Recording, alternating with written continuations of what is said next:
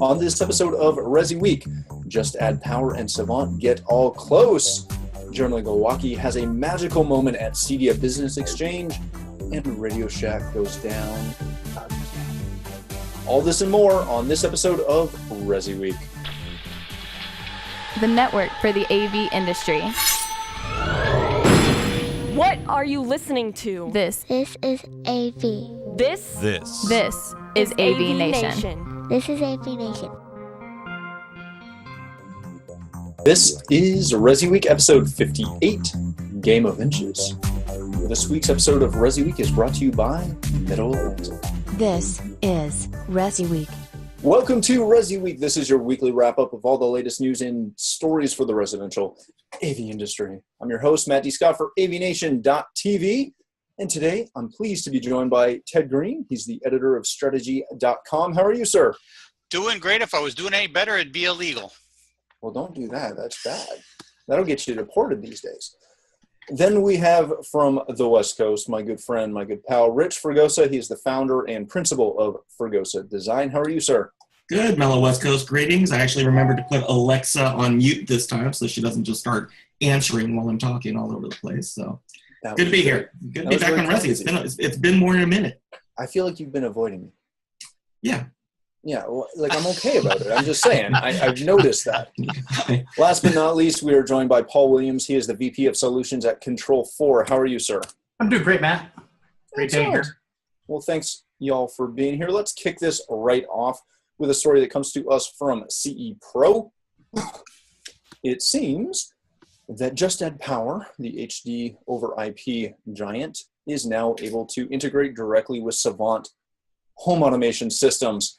As you scroll down, you'll see that one of the big features of this is that they've essentially built their own little configurator that allows you to shave hours off your development time and your integration time. Looks super simple.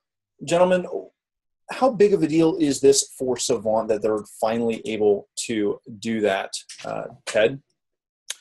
Oh, I think it's probably a bigger deal for Just Add Power. You know, I think some of these, Just Add Power is really one of the first video over IP suppliers in the industry, and I think one of the maybe challenges or one of the throttles to keeping some people from adopting it was its integration with popular control systems. So I think this does a lot for Just Add Power. It brings them, one step closer to a lot of integrators that may have avoided them because they are, big Savant fans or any of the other control companies. So I think it's a smart move, and I think that this category, the video over IP, and especially the emerging component of it, which is Ultra HD, a video over IP. It's a hot area and it's growing pretty rapidly. I think you're going to see more of these kinds of integrations and interactions. Rich, because you're able to configure most of this within the Just Add Power system, i.e. you're not trying to do all of that from the control system, how important is that because of flexibility?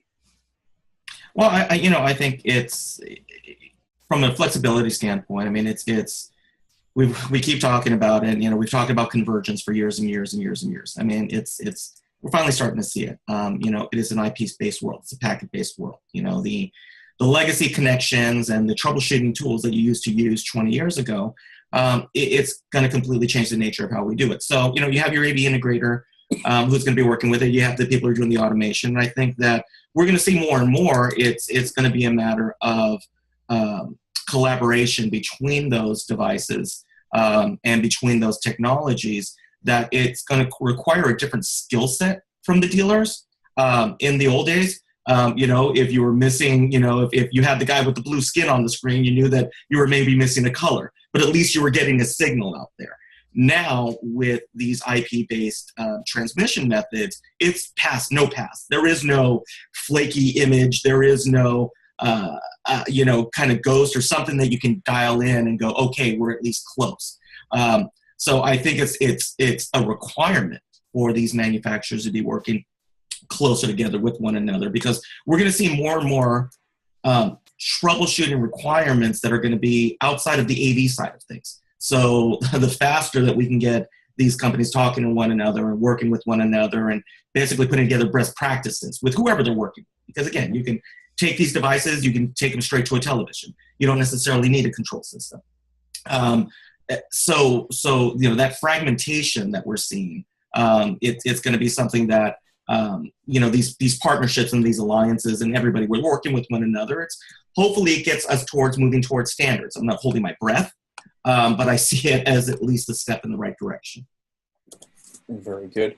Paul, obviously you guys at Control4, Blackwire fairly well because they were the guys that put together the software to integrate Ring with your systems.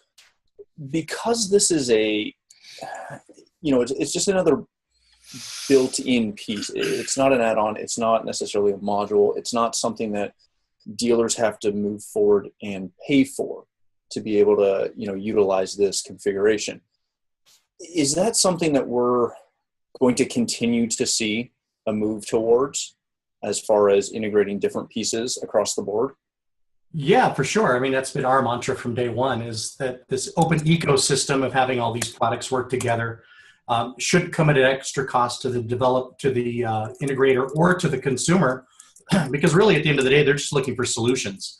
And the fact that you purchased a Just Add Power system, you would expect that it's going to work with that control system. And that's the way we've continued to work. And you're going to, like I said, you're going to see more of that as the industry continues to move more towards that. And that's somewhere we've been, where you have this open ecosystem we've developed a long time ago.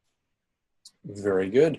Let's move on to our next story. This comes to us from Residential Systems and our good friend of the show, Jeremy Glowacki, his magic moment at Cedia Business Exchange. Now, for anyone who does not know what Cedia Business Exchange is, first of all, shame on you.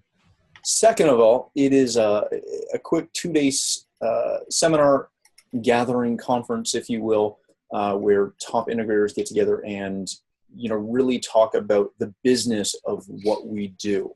Now, as you read through this, it's a great overview of the exchange, which unfortunately this year I wasn't able to attend due to a scheduling conflict.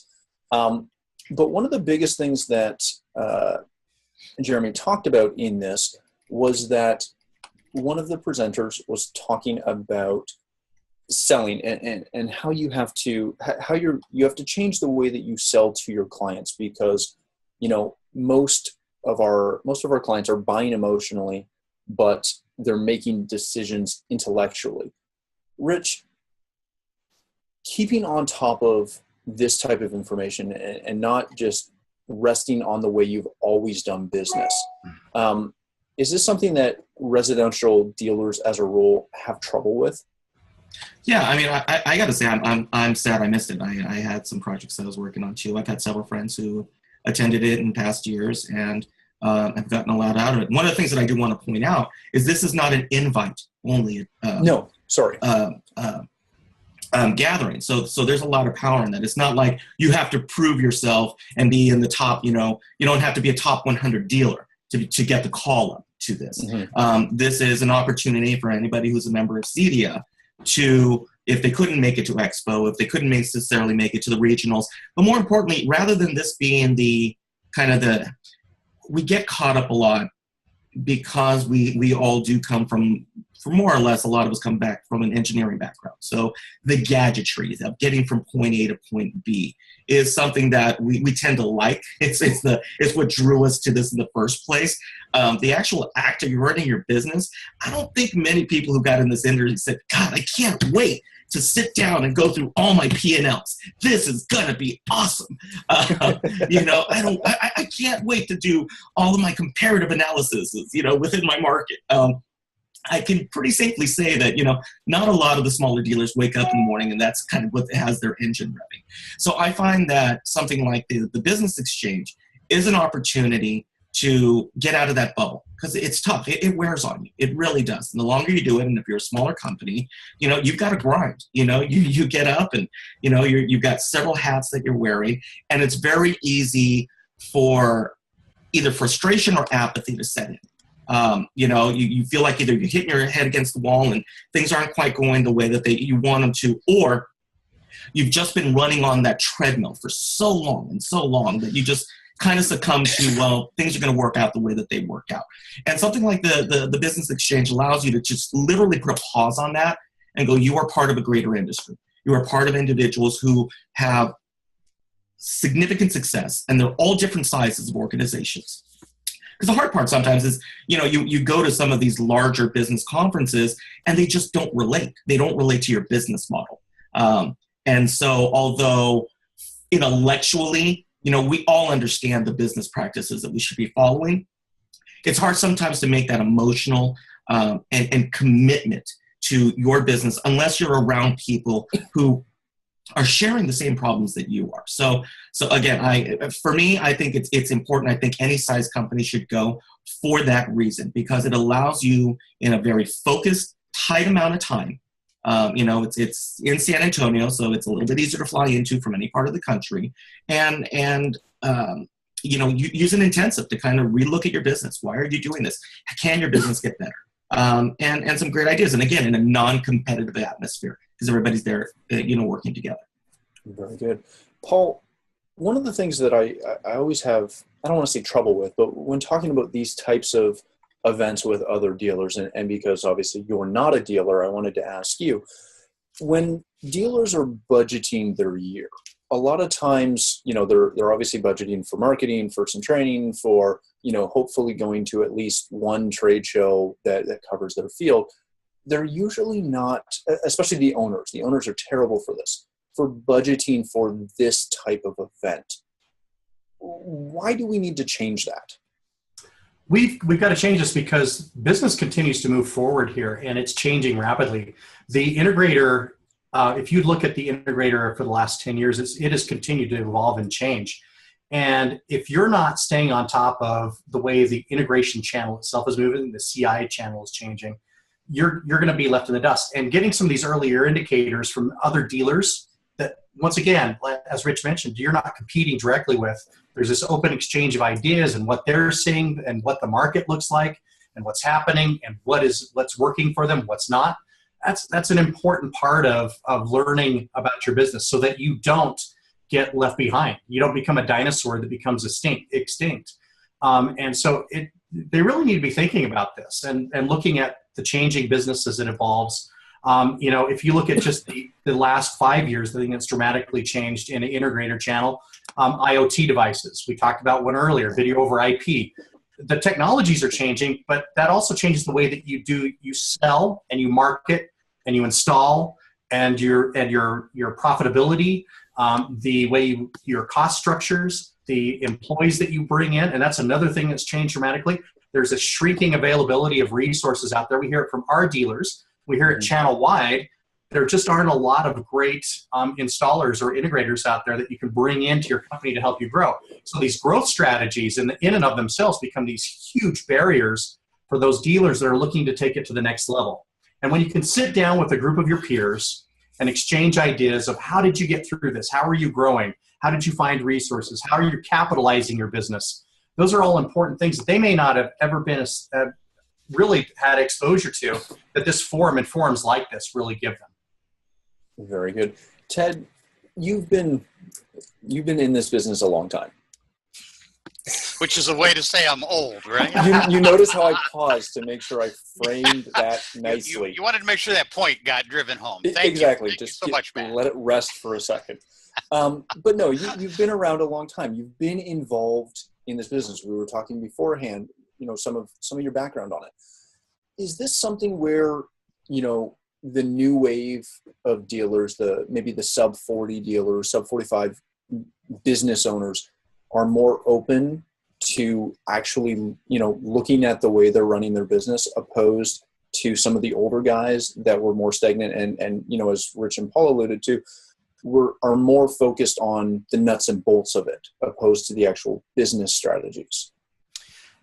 Good question. I think that, the business exchange is a very valuable resource in the industry that's probably a little bit underappreciated. My observation with most integrators is most integrators were drawn to this industry because either they were engineers or they love technology.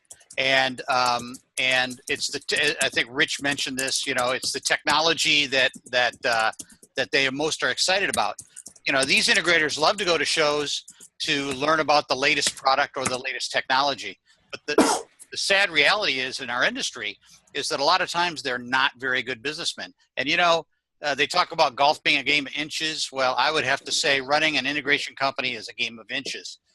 There are a million ways to have you lose profit or drain profits and not even be able to see it on a daily basis.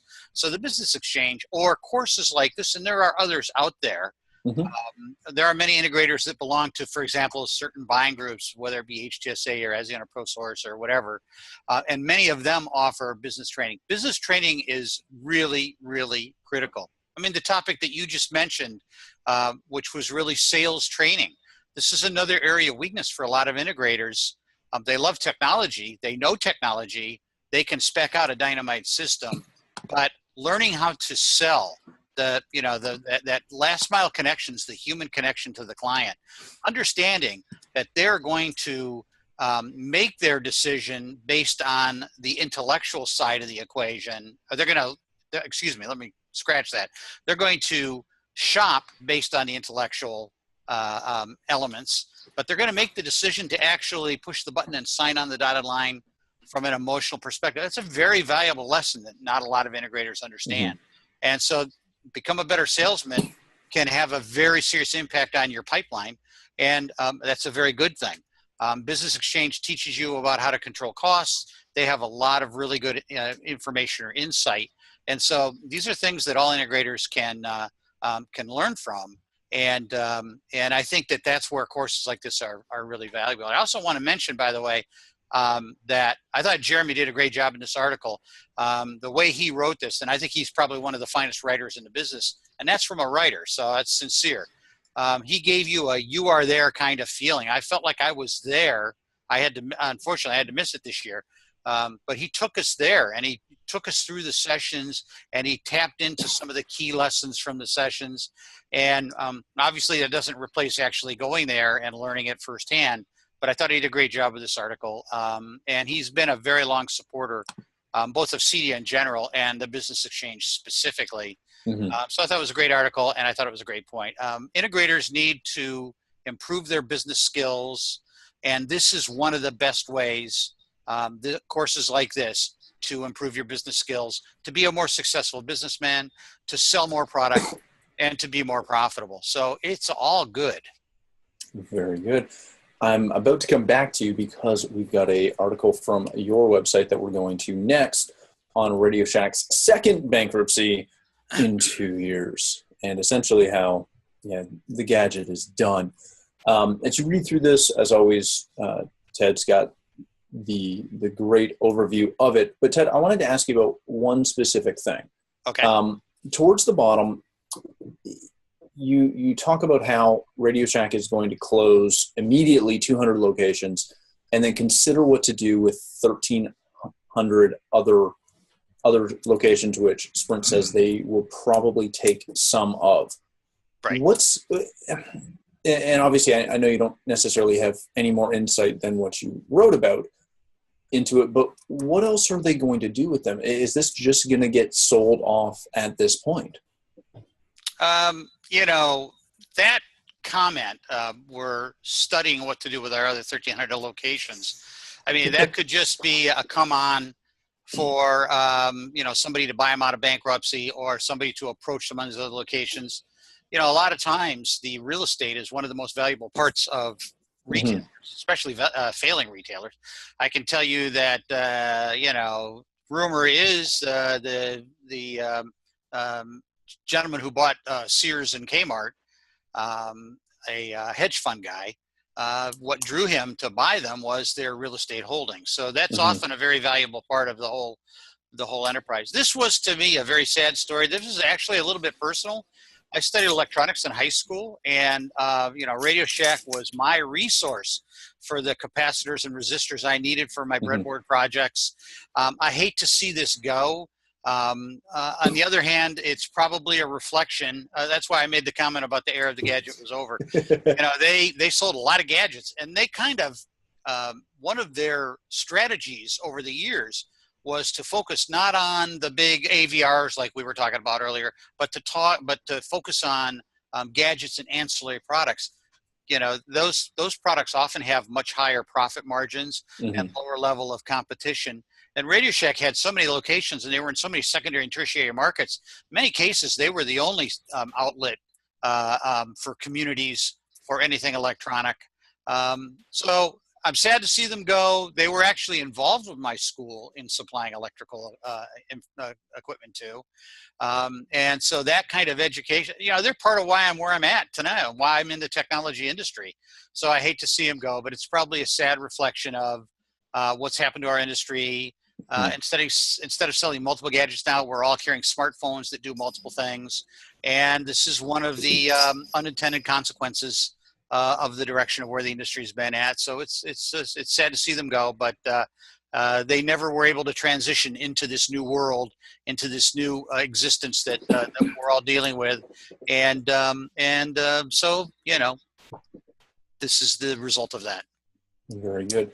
Paul, obviously, even throughout the article, Ted mentions, competition from Amazon and Alibaba and all these other places online.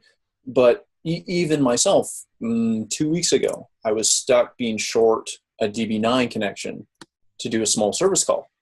And I'm in a city of 400,000, and we had one independent hole-in-the-wall electronics store that had one that was partially soldered already that he was able to sell me. Now, luckily, it wasn't the pins I needed, so we were good to go. But is this potentially going to cause a rise for those small hole-in-the-wall places that, only the owner knows where everything is because it's a mishmash of stuff, because people still need these parts. And again, they don't need the drones. They don't need all the other stuff that RadioShack got into, but they do need all these other auxiliary miscellaneous bits and pieces. What's a guy to do? Yeah, I think there's a place in the market, and we'll see how this all ferrets out. I think that their overhead structure, they've made some poor decisions. As Ted mentioned, they didn't do a great job of moving into the new economy. When Best Buy, Amazon, Walmart started carrying all electronic gadgets, they didn't do a good job of transitioning their business to be able to compete. But there is a place for that. I mean, it's sad. I'm sad as Ted is. It was my connector store.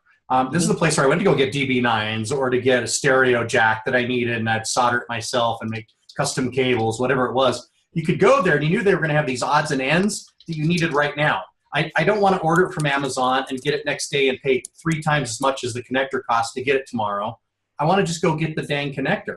And there are few of those places available today with RadioShack going out.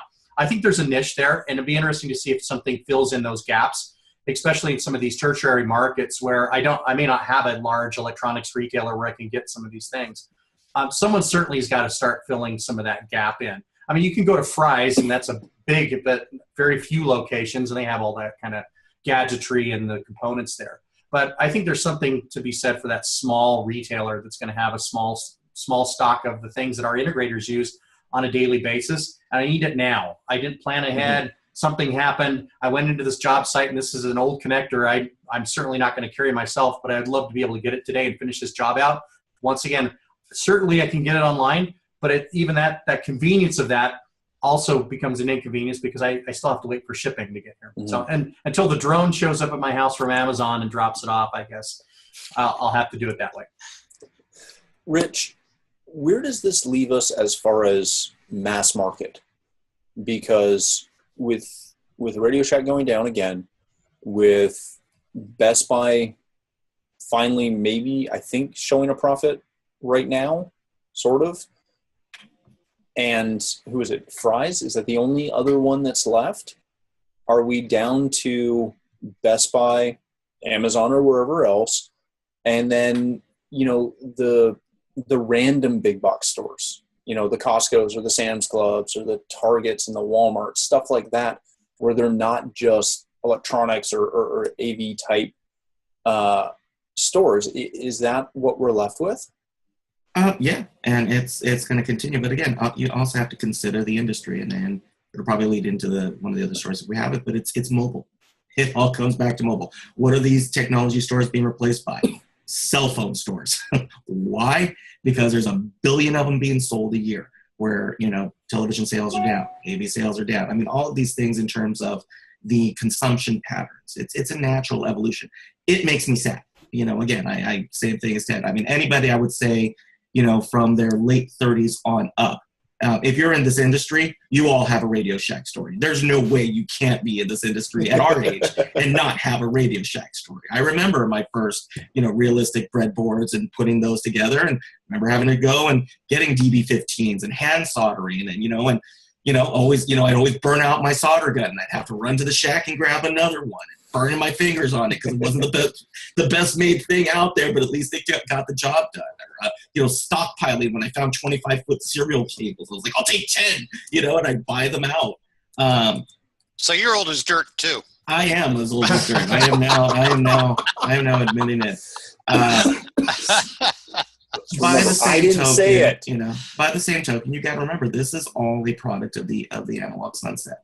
It's taken a decade for that tsunami wave to finally crest.